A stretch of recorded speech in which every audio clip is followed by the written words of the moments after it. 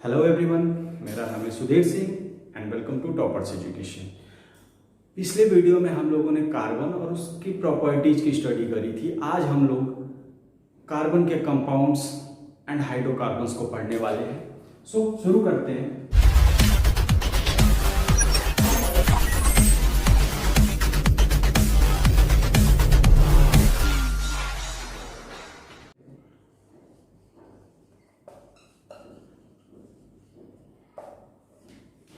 Compounds of carbon यानी carbon के compound को हम दो ब्रॉड लेवल पे बांट सकते हैं। पहले जो है वो है ऑर्गेनिक और दूसरे इनऑर्गेनिक। ठीक, अब ऑर्गेनिक का मतलब क्या है, इनऑर्गेनिक का मतलब है, समझ लेते हैं। ऑर्गेनिक कंपाउंड्स मतलब जिसमें कार्बन उपस्थित हो और साथ में उसका किसी एक हाइड्रोजन के साथ बॉन्ड बना हो, means at least one CH bond हमको पाया वहां पे मिले, उसे हम बोलेंगे ऑर्गेनिक कंपाउंड्स।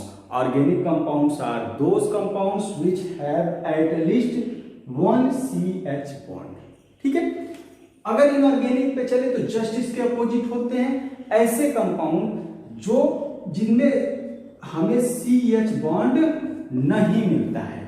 ठीक है, ये सबसे बड़ा डिफरेंस है। कार्बन और हाइड्रोजन के बीच में हमको कोई बॉन्ड नहीं मिलता है। डायरेक्टली कहें तो वहां हाइड्रोजन मतलब कार्बन और हाइड्रोजन आपस में लिंक नहीं होंगे। अगर थोड़ा सा अगर एग्जांपल के थ्रू देखें, जैसे यहाँ पे हम बात कर लेते हैं कार्बन मेथेन की बात करते हैं। ठीक है, तो यहाँ मेथेन में एक कार्बन का कंपाउंड होता है और यहाँ पे हमारे पास इतने सारे CH बॉन्ड हैं। लेकिन अगर वही बात करें इनऑर्गेनिक को, जैसे कार्बन डाइऑक्साइड की बात या कार्बन मोनोऑक्साइड की बात कर ले, कार्बन डाइऑक्साइड की बात कर ले, तो यहाँ पे हमारे पास कोई CH बॉन्ड नहीं है। तो सिंपली हम ऑर्गेनिक इनऑर्गेनिक कंपाउंड को on the basis of CH bond हम अलग कर सकते हैं, डिफ्रेंशिएट कर सकते हैं। ठीक है, अब ऑर्गेनिक कंपाउंड्स के अंडर ही इनऑर्गेनिक कंपाउंड्स हमको बहुत ज्यादा मतलब नहीं है, यहाँ पे हमको मेनली ऑर्गेनिक कंपाउंड ही पढ़ना है। तो ऑर्गेनिक कंपाउंड के अंडर आता है हाइड्रोकार्बन्स। ठीक है, हाइड्रोकार्बन्स मतलब simply those compounds which are made up of only carbon and hydrogen are called hydrocarbons. नाम से ही समझ में आ जा रहा है कि हाइड्रोकार्बन्स के दो वर्ड है, first hydrogen and second one is carbon. So we can say those compounds which have only hydrogen and carbon are called hydrocarbons. ठीक है, अब हाइड्रोकार्बन्स को हम दो ब्रॉड लेवल पे बांट सकते हैं। पहला saturated and second one is unsaturated hydrocarbons. ठीक है, saturated hydrocarbons and unsaturated hydrocarbons हमको मेन अगर पूरे चैप्टर में देखा जाए सबसे ज्यादा अगर कहीं फोकस करना है तो हमको भी यहाँ पे फोकस, यहाँ से शुरू करना है, इस पे फोकस करना है। ठीक है, सेचुरेटेड मतलब जहां पे सिर्फ और सिर्फ सिंगल बॉन्ड पाया जाए, मतलब हमें वहां पे मल्टीपल बॉन्ड्स उपस्थित ना हो, only single bonds present here. ठीक है, सिर्फ सिंगल बॉन्ड। जैसे हम बात कर लेते हैं मेथेन की, तो यहाँ पे आपको कोई डबल बॉन्ड नहीं दिखेगा, ट्रिपल बॉन्ड नहीं दिखेगा। या बात कर लेते हैं प्रोपेन की, ठीक, तो इसमें कहीं भी आपको डबल बॉन्ड नहीं दिखेगा। और ऐसे कंपाउंड जिसमें या ऐसे हाइड्रोकार्बन्स जिसमें सिर्फ और सिर्फ सिंगल बॉन्ड हो, सिंगल बॉन्ड प्रेजेंट हो, उसे हम सेचुरेटेड हाइड्रोकार्बन्स बोलते हैं। एंड जस्ट इसका अपोजिट जहां पे मल्टीपल बॉन्ड्स पाए जाते हैं। ठीक है, multiple bonds found between two carbon atoms. हमेशा ये ध्यान रखना है कि हमको जैसे वैसे भी हाइड्रोजन का अगर देखोगे तो हाइड्रोजन कभी डबल बॉन्ड बनाएगा ही नहीं। क्यों? क्योंकि उसकी वैलेंसी जो होती है 1 होती है। तो अब अगर वैलेंसी की बात करें, यहाँ पे 1 है तो कभी डबल बॉन्ड बना ही नहीं सकता, बनाएगा तो कार्बन ही बनाएगा। तो अंडरस्टूड है कि दो कार्बन के बीच कभी भी अगर डबल बॉन्ड आया, ट्रिपल बॉन्ड आया तो अनसेचुरेटेड की कैटेगरी में जाएगा। एंड सेचुरेटेड में सिर्फ और सिर्फ, जैसे यहाँ पे आप देख सकते हो, सिर्फ और सिर्फ सिंगल बॉन्ड पाया जा रहा है। ठीक है, अब अगर हम थोड़ा सा ऊपर ले लेते हैं, अनसेचुरेटेड की बात करें, ठीक है, अनसेचुरेटेड हाइड्रोकार्बन्स, ठीक। तो अनसेचुरेटेड हाइड्रोकार्बन्स में हमको ये पता है कि हमको मल्टीपल बॉन्ड मिलेंगे, multiple bond present between two carbon atoms, ठीक है। आसान है, मतलब सीधे सीधे दो कार्बन के बीच में मल्टीपल बॉन्ड पाया जाएगा। भाई मल्टीपल बॉन्ड यहाँ पे या तो डबल बॉन्ड होगा या ट्रिपल बॉन्ड होगा। तो अगर डबल बॉन्ड होता है तो उसे हम एल्कीन बोलते हैं, और ट्रिपल बॉन्ड होता है तो उसे हम एल्काइन बोलते हैं, ठीक है। अगर सेचुरेटेड, वो अभी मैं इसके बाद जब डिस्कस करूंगा, मैं हम वहां से ही हमारी शुरू होगी, नॉमेनक्लेचर की शुरुआत वहीं से होगी, तब मैं वहां पे बताऊंगा। जो अनसेचुरेटेड है, सेचुरेटेड को हम एल्केन के नाम से जानते हैं। जितने भी सेचुरेटेड हाइड्रोकार्बन्स होते हैं हम उन्हें एल्केन कहते हैं, ठीक है। अब alkene means double bond present between, वही चीज present between two carbon atom, जैसे हमने बात करी एथीन की, ठीक है। तो यहां पे एक कार्बन है, एक कार्बन है, इसके बीच में हमको एक डबल बॉन्ड मिल रहा है, तो इसीलिए से हम क्या बोलेंगे, एल्कीन बोलेंगे। अब एल्कीन जो अभी हम आगे जब जाएंगे तो देखेंगे, alkene means simply number of carbons, और इन का मतलब होता है डबल बॉन्ड। अब यहाँ पे नंबर ऑफ कार्बन कितने, 2, और 2 को बोलते हैं एथ, तो ये कहलाएगा एल्कीन। और वैसे एल्काइन में है तो triple bond present between two carbon atoms, ठीक है। अब एक या एक से अधिक, एटलीस्ट हमको एक वहां पे होना चाहिए ट्रिपल बॉन्ड, और एक होना चाहिए डबल बॉन्ड। अगर एक डबल बॉन्ड है तो एल्कीन, एक ट्रिपल बॉन्ड है तो एल्काइन। अब वो एक से अधिक हो सकता है, वो देख वहां पे आगे जब हम लोग नॉमेनक्लेचर पे चलेंगे तो वहां पे देखते रहेंगे, काफी ज्यादा वेरिएशन आता है, ठीक है। अब जैसे यहाँ पे हमने देखा हमारे पास दो कार्बन है, उसके बीच में एक ट्रिपल बॉन्ड है, ठीक है। तो ऐसे कंडीशन में इसको हम क्या बोलेंगे, वही वापस से देख लेते हैं। एल मतलब नंबर ऑफ कार्बन, तो दो कार्बन है, एथ, और हमारा आइन लगता है ट्रिपल बॉन्ड के लिए, तो ये हो गया एथाइन। तो इस चीज का आपको ध्यान रखना है कि अब जब अगर पूछ दिया जाए हाइड्रोकार्बन कितने टाइप के होते हैं, तो आप सिंपली कह सकते हो कि दो टाइप के होते हैं, सेचुरेटेड और अनसेचुरेटेड। सेचुरेटेड का मतलब क्या होता है, जिसमें सिर्फ और सिर्फ हमको सिंगल बॉन्ड पाया जाए, और जनरली ऐसे हाइड्रोकार्बन्स को, जो सेचुरेटेड हाइड्रोकार्बन्स को हम एल्केन के नाम से जानते हैं। लेकिन अगर कहीं डबल बॉन्ड या ट्रिपल बॉन्ड पाया जाएगा तो अनसेचुरेटेड की कैटेगरी में आएगा। डबल बॉन्ड अगर पाया जा रहा है तो उसे हम एल्कीन के नाम से जानेंगे, और अगर ट्रिपल बॉन्ड पाया जा रहा है तो उसे हम एल्काइन के नाम से जानेंगे, ठीक है। अब ये तो हमारा हो गया हाइड्रोकार्बन्स का डिवीजन। अब अगर बात करें हम नेमिंग की, ठीक है, नेमिंग ऑफ एल्केन्स, हम लोग यहां से शुरू कर रहे हैं। यहां से आयुपैक का भी शुरू हो रहा है, शुरुआत हो रही है, ठीक है। थोड़ा सा आयुपैक में मैं बता देता हूं। आयुपैक एक तरह की ऑर्गेनाइजेशन, एक तरह की कम्युनिटी है जो कि केमिस्ट्री से रिलेटेड जितनी भी एक्टिविटी होती है उसको कंट्रोल करती है। इसका फुल फॉर्म है international union of pure and applied chemistry, ठीक है। इसका जो हेड ऑफिस है वो मुख्यालय जेनेवा में है, ठीक। हेडक्वार्टर इसका जेनेवा में है, जेनेवा से ऑपरेट किया जाता है। और जितने भी जैसे जो भी डिस्कवर होते हैं, नए एलिमेंट डिस्कवर हुए या फिर किसी कंपाउंड की नेमिंग है, तो उसको अगर रेगुलेट करने का काम करती है तो यही ऑर्गेनाइजेशन करती है। कई बार एग्जाम में एक नंबर में पूछ देता है, तो आप इसको याद रखना, आयुपैक, आईयूपीएस, इसका फुल फॉर्म क्या है और इसका हेडक्वार्टर कहाँ है, ठीक। तो अब सबसे पहले शुरू करते हैं एल्केन की नेमिंग, ठीक।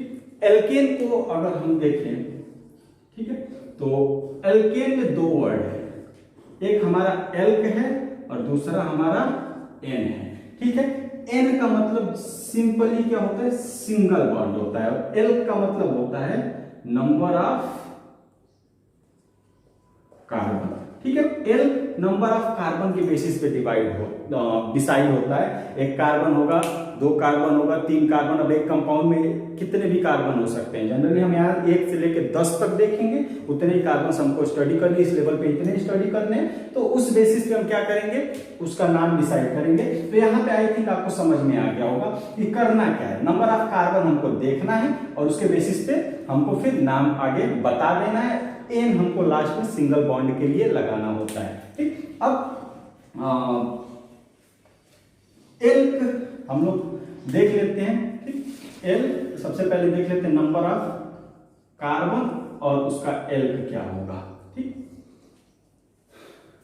और इसमें हम फिर क्या करेंगे, एन को ऐड करेंगे और चलो इसको बाद में हम देख लेंगे। सिंपली पहले ये डिसाइड कर ले। नंबर ऑफ कार्बन अगर 1 है तो उसको बोलते हैं मेथ, अगर 2 है तो एथ, 3 है तो प्रॉप, 4 है तो ब्यूट, 5 है तो पेंट, 6 है तो हेक्स, 7 हेप्ट, 8 ऑक्ट, अगर कहीं पे 9 हुआ नॉन, 10 हुआ डेक। ठीक है, आपको ये चीज याद रखनी है क्योंकि बहुत मतलब इंपॉर्टेंट है, नेसेसरी है, आपको जरूरी है। अगर आप इसको नहीं तैयार करोगे तो आपको प्रॉब्लम हो जाएगी। तो आपको याद रखना है, 1 कार्बन को मेथ, 2 को eth, 3 prop, 4 but, 5 pent, 6 hex, 7 hept, 8 oct, 9 non and 10 dec. ठीक है, अब हमको जब एल पे डिसाइड हो गया तो फिर नेमिंग भी अपने आप सिंपल हो जाती है। ठीक है, जैसे एल्केन का जो जनरल फार्मूला होता है वो होता है CnH2n+2। ठीक है, where n equal to number of carbon. ठीक है, अब अगर हमसे कह दिया गया आखिर इस फार्मूले का यूज क्या है और कैसे यूज करना है समझ लेते। जैसे हमको कह दिया गया कि भाई 1 कार्बन का कई तरीके से इसको हम यूज कर सकते हैं। जैसे 1 कार्बन का कंपाउंड आप बनाओ, मतलब क्या होगा 1 कार्बन का कंपाउंड, 1 कार्बन का एल्केन क्या होगा, कंपाउंड छोड़ो एल्केन क्या होगा। तो आप सिंपली इस फार्मूले में रखो C और 1 कार्बन का है तो N की जगह N और 2 की जगह N की जगह 1 और +2, तो ये हो जाएगा CH4। ठीक, तो आप सीधे कह सकते हो कि जो 1 कार्बन का आपने बोला उसका नाम क्या है, उस एल्केन का नाम मेथेन है। ठीक है, अब जैसे कई बार हमको प्रॉब्लम हो जाती है कि भाई स्ट्रक्चर दे दिया कि आप 1 कार्बन के किसी एल्केन का, 2 कार्बन के, 3 कार्बन के एल्केन का आपको स्ट्रक्चर बनाना है, तो आप वहां पे फिर कैलकुलेट करने लगते हो या फिर स्ट्रक्चर में जाके कितने हाइड्रोजन होंगे, कार्बन तो चलो ठीक है उसने बता दिया, तो सिंपली आप इस फार्मूले में रखोगे, हाइड्रोजन का नंबर भी वहां पे नोन हो जाता है। अब अगर इसके स्ट्रक्चर की बात करें तो हमको पता है 1 कार्बन और कार्बन की वैलेंसी कितनी होती है 4, तो उससे जुड़ेंगे 4 हाइड्रोजन और ये हमारा हो जाएगा 1 कार्बन का एल्केन। ठीक है, वैसे अगर कह दिया कि भाई 3 कार्बन का एल्केन क्या होगा, ठीक,